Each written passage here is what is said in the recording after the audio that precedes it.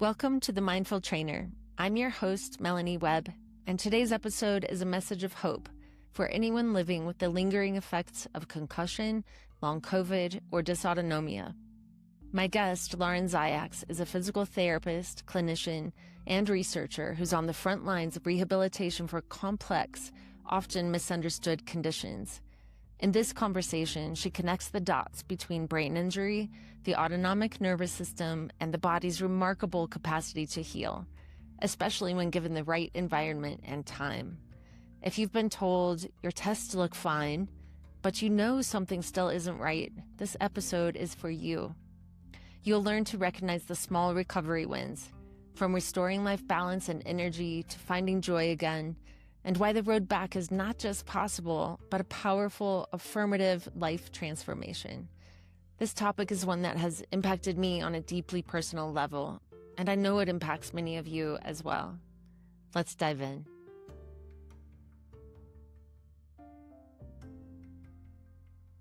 Welcome to The Mindful Trainer, the podcast that takes you inside the minds of athletes, coaches, trainers, and guides, and in today's case, physical therapists who have overcome challenges to reach their goals. Everyone, I'm so excited to introduce you to Lauren Ziaks. Lauren, welcome to the show.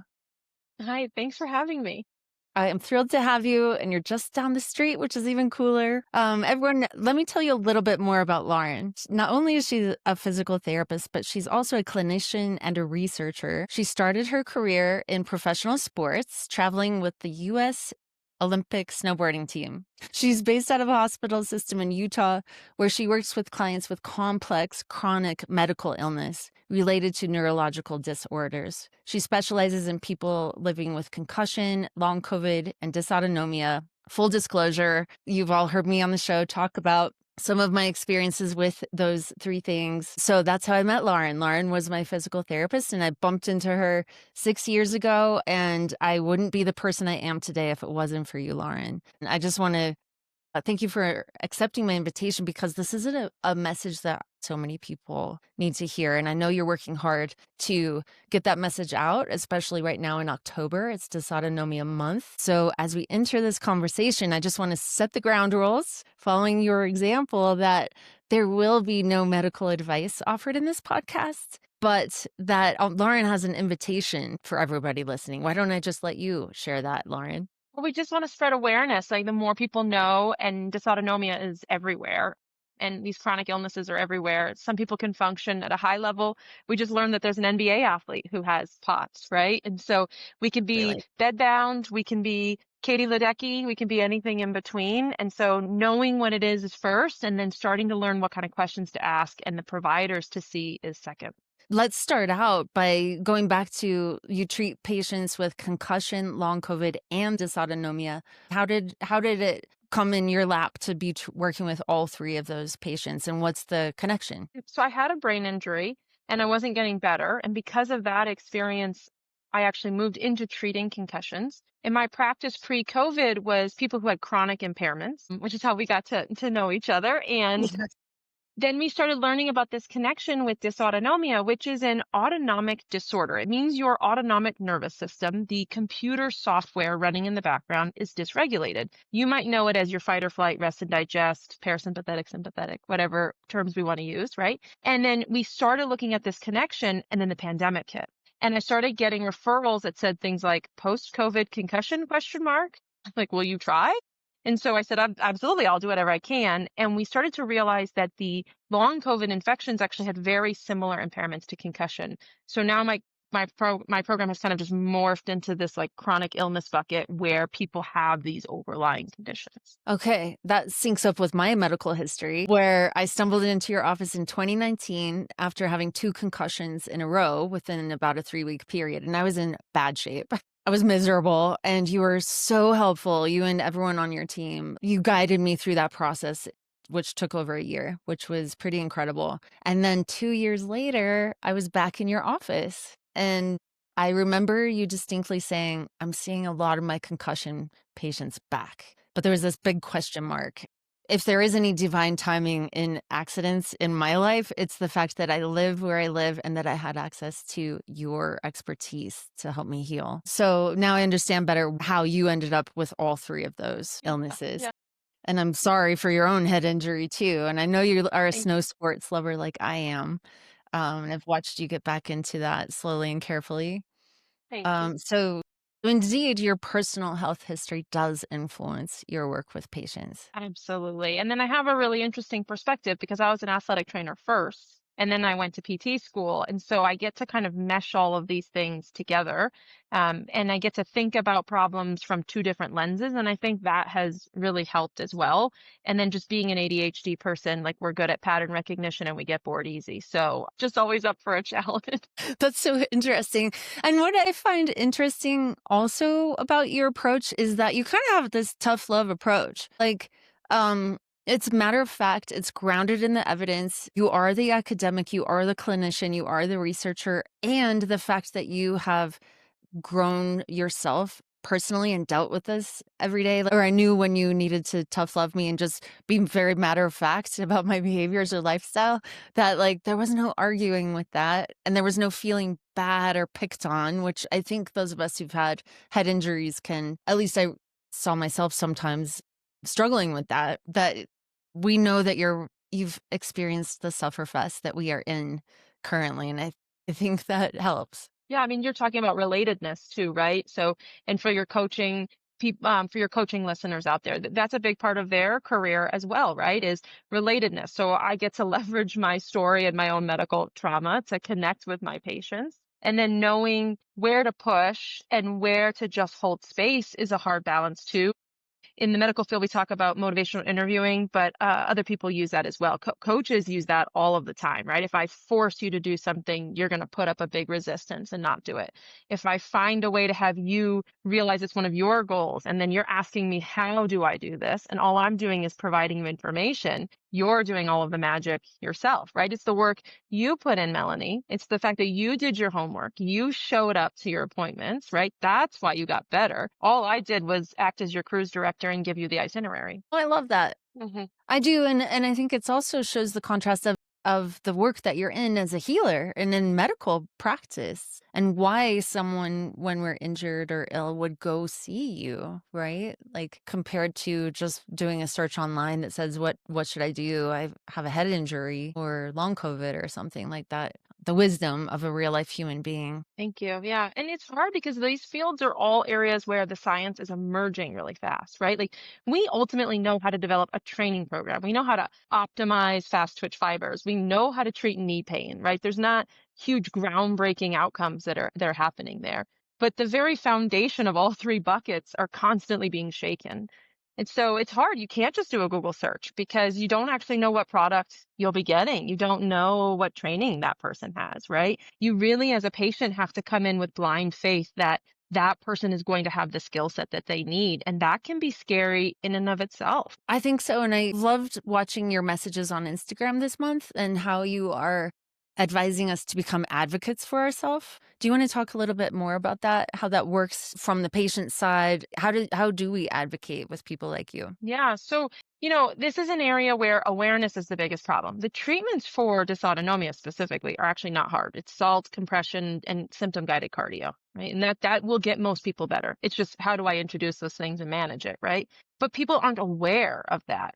And so we still have patients that are only given medication or they're told this will be the rest of your life. And there's so much more that we can do. In the world of social media, patients now are in the driver's seat. Patients are bringing their providers articles and saying, I want you to look at this position statement. And so I write a research article that takes me 3 years and 10 people read it. And one of them's my mom and the other's my husband. I make them read it, right? And other than that, the information goes nowhere. And so I'm trying to not be so begrudging about social media because the reality is that's how you get the information out faster. And the last thing I want to say about that is that long COVID is actually the first diagnosis that was made by the patients. So there is a formal name for long COVID.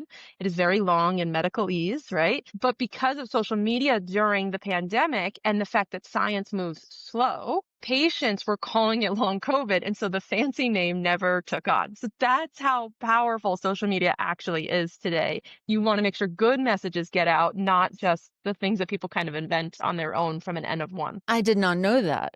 Mm-hmm. Fun fact. That is a fun fact. A patient told me I'm really good at nickel knowledge, which I thought was like pretty cool. And then I Googled what nickel knowledge meant and I felt like it was less cool, but What does that interesting, mean? but it means interesting, but as useless as the value of a nickel. Do you know what that reminds me of? I had a physician once. I said something that I thought was very important, and she looked at me and said, "I put that in the bucket of interesting but not important." And yeah, it was nickel knowledge, I guess, to her. He said it Not so something she could lovingly apply. with such a smile on his face that I really took it as the biggest compliment. Nickel knowledge, everybody. There's our hashtag moving I'm forward. here for you. Yeah, yeah, thank you. Well, I had no idea that that was the case with long COVID, and one of the points you did bring out recently was that there's actually a 17-year gap between the research and its application and integration into clinical practice. Is that just up? That's completely accurate. And also as terrifying as it might feel inside of your gut when you hear it, right? There's a long delay. I'm in an evidence-based medicine class right now for my PhD, and they were talking about if a provider were to actually keep up with all of the research, they'd have to spend about 40 hours a week keeping up with the volume of knowledge that comes out. That's on top of the fact that your doctor gets what, 10 to 15 minutes with you. So then they would do an extra 40 hours a week of knowledge. So it takes about 17 years for the research to move. That's incredible. Hmm. And you've been on the forefront of that research in this category. Yeah, I mean, by accident, but yeah, just recognizing patterns and wondering why what we were seeing wasn't adding up. So in the concussion world, most of the research, especially 5 and 10 years ago, was on the sports related youth population. And now we're starting to see that, oh, wow, everybody gets concussions, right? It happens across the lifespan. And so our patient outcomes were not matching what the research was saying because the population wasn't necessarily translating to what we were seeing. Interesting. So I imagine if they were youth, were they healing faster? Were the outcomes happening faster compared to adults, or were they more symptom related? Yeah, so it's faster. I mean, young people, people in sport, right? They get access to providers immediately. You have your athletic trainer right there, right? Okay. Luckily, that's been a huge movement in sports too, right? It's actually having access to an athletic trainer. But that population, and when you study people between 1 and 3 weeks, 80% of them are going to spontaneously resolve. So you can't provide recommendations for someone who's 3, 6, 9, a year out from their injury based on literature that is compartmentalized to a group who spontaneously gets better at about 80% if you just teach them not to go into a dark room and wait until they get better, right? That's the worst thing you can do. But other than that, they're going to pretty much improve naturally. And that was where all of the recommendations were coming from until very recent. It is very recent that a study is 18 plus.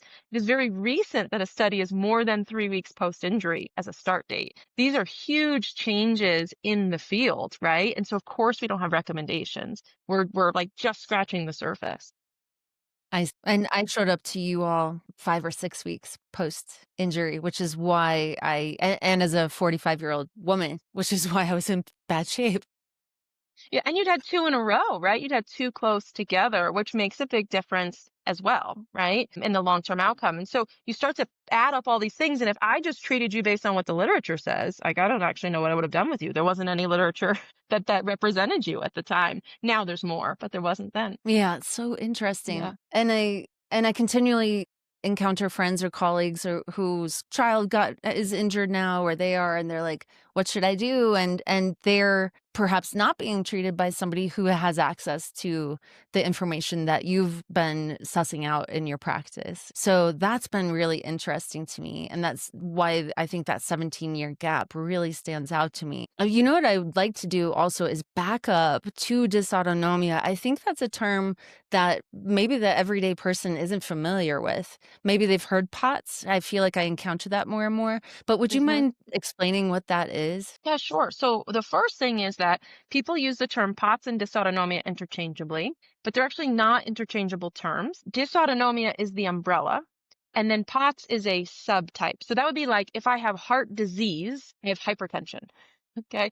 So that's kind of the idea. Is it's one piece of the puzzle. And these are people fundamentally where upright gravity tolerance is not there. So it's called chronic orthostatic intolerance. I feel worse when I'm upright and moving. I feel better when I'm sitting or laying down. And they also have exertional intolerance because as their heart rate goes up, the demand on your nervous system goes up, right? So if you think about that from training, when you do strength training or sprinting, you have to shunt blood flow to those big muscle groups to get them to move, right? So these people can't tolerate that flexibility that's required. They don't have it. And in that process, your autonomic nervous system also controls everything else that's under the surface, your GI function, your hormones. It integrates with that. It integrates with your immune system responses, your temperature regulation, your sleep, and your mood modulation. So all of them are fair game for dysfunction when you have dysautonomia. Okay, thank you. That's really Mm-hmm. helpful and Mm-hmm. simple, really simple, but complex at the same time. I don't want to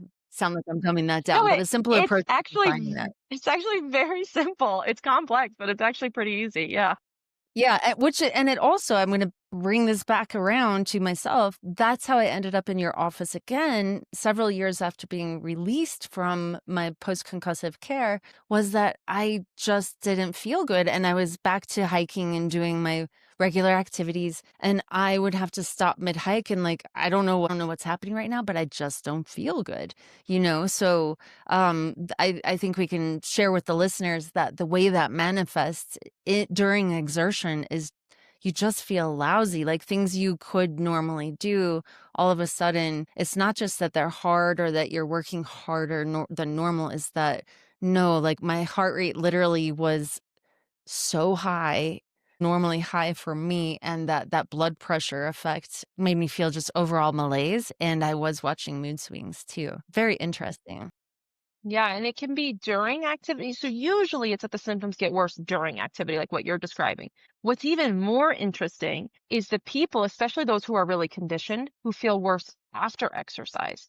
And as humans, we don't really put two and two together very easily, right? It seems like an easy pattern to recognize, but it's actually quite difficult. And so I'll have patients often, especially in our community where people are very active, well, they'll say, well, no, exercise isn't the problem because I feel great.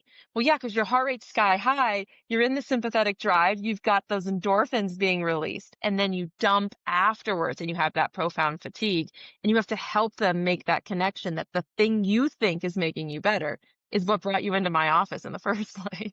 It's so true. It's so true, and that took me a while to make the connection as well. Actually, someone else had to point that out to me that I was seeking out the thing that normally helps me feel better, but in this situation, that thing that makes me feel better, which is exercise and movement, was really I wasn't approaching it the right way for what I was dealing with.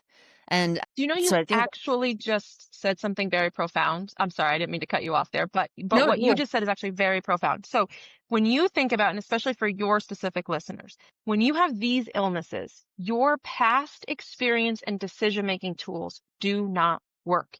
So you just said it, right? I was doing all of the things that normally make me feel better, and it was hard to recognize it's what made me worse. In a lot of injuries, there is a fair amount of pushing through that you can do, right? Eventually you create tissue damage, but there's a fair amount of pushing through that you can do. In brain injury, neural inflammation, dysautonomia, you can't do those things because it makes you worse. And so people feel a sense of loss or lack of autonomy because all of their past experience is telling them to do this, especially if you're an athlete or a coach or things like that. But those are the things that you have to do the opposite of. I have to learn how to pace. I have to learn how to leave space for rest.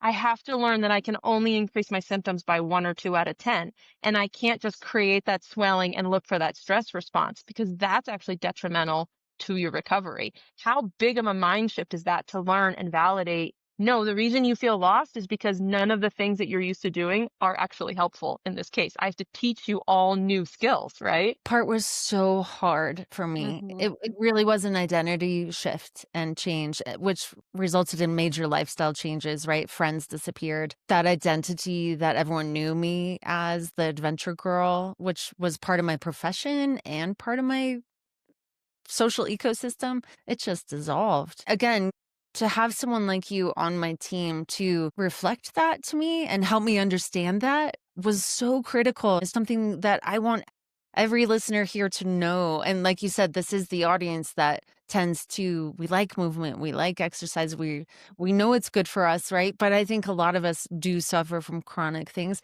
And then how to help those in our lives understand that we're not the same as we were. That was another obstacle for me, was how to help those people understand that I wasn't going to be able to show up in the same way. Yeah, And that's can you hard. And keep you talk slightly about there? Yeah.